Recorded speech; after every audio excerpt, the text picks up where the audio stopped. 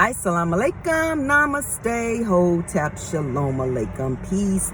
This is Tracy Lene Muhammad, and I'm just going to take a few minutes of your very valuable and your very, very, very precious time this last Saturday of 2019, going into a new decade, to hopefully inspire you like I've been inspired to not live in my ego, to recognize that nothing anybody ever does is personal against me. It's just not.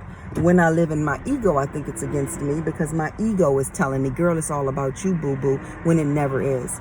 And I can give you examples of, I know one person personally who does not live in their ego and who has a very high standing in the world. And if they cannot live in their ego and they can say that what they're doing is not about them, the enemies they have, then I know I can too, because it's clearly what they're doing is on such a monumental level, and they've established enemies, but they know it's not about them. And that's the most honorable Minister Louis Farrakhan. I've heard him say that it's not personal. The hate that is coming out, they're directing it at him because they don't know how to do anything else because they live in their egos, but it's not personal. He doesn't take it personal. His job is just to help people understand who they are.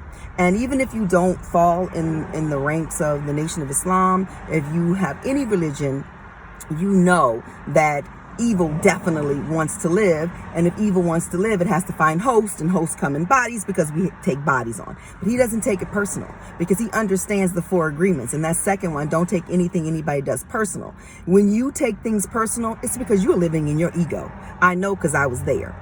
I've always say that I'm not saying what I'm saying is law for everybody, but there's some universal truths. And when you take what anybody else does personal, it is because you have decided that it's all about you, that they're doing what they're doing to you, and they're not. They're doing what they're doing to them, their damaged, broken soul. You just happen to be in the line of fire because you are with them. You can at any time decide you don't want to be with them. You are not going to change anybody else. Nothing that you do is going to change anybody else. People have to change themselves. You can offer them tools and tips. You can show them unconditional love. You can do all of those things, but the thought to change and the change has to come from the person. It's never coming from you.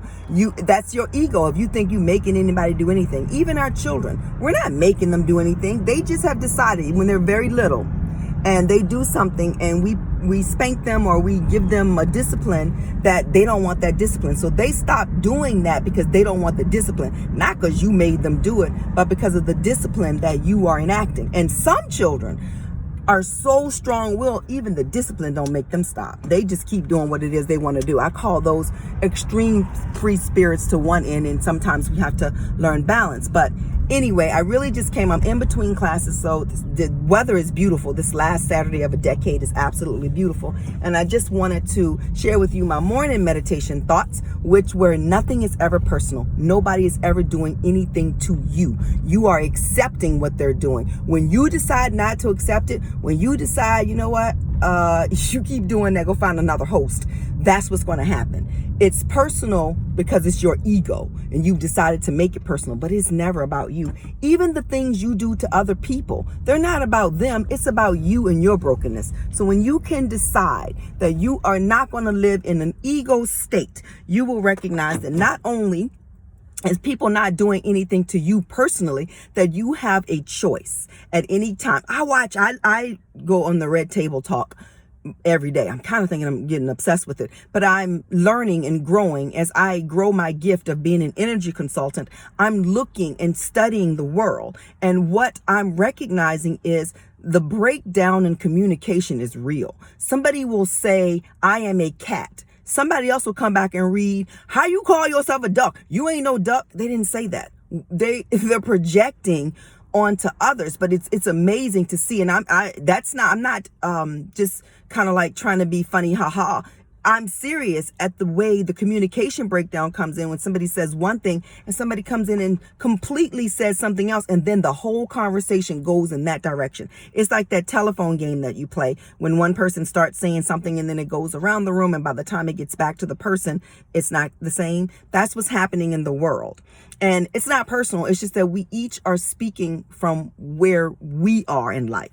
So if you're in a relationship and one of you is doing some real fuckery, you have a choice. If you're the fuckery one and the person, you love them, you don't want to see them hurt, you can't do anything about that until you love yourself. and don't want to see yourself hurt. When you take the pressure off trying to please somebody else and please yourself, if it makes you feel bad, if you're hiding something, then you need to stop doing it. You're hiding it because you know it's wrong. So if you love this person and you want to be in a relationship with them and you know that what you are doing is causing angst, you have to stop it. If you're the person that they're bringing that on and you love yourself, you won't accept that and you will move on. You do not have to stay with somebody that does not treat you the way you want to be treated. But the only way you will get somebody that treats you the way you want to be treated if you treat yourself that way. I'm going to go in here and take this yoga class. I thank you for your time. I hope that this decade is so fucking phenomenal for you. You wake up every morning going, wow, I get to be me. Because that's what I do. I wake up going, wow, I get to be me. I love you. Assalamu alaikum. Namaste. Hotep. Shalom alaikum. Peace out to Brooklyn and everywhere else.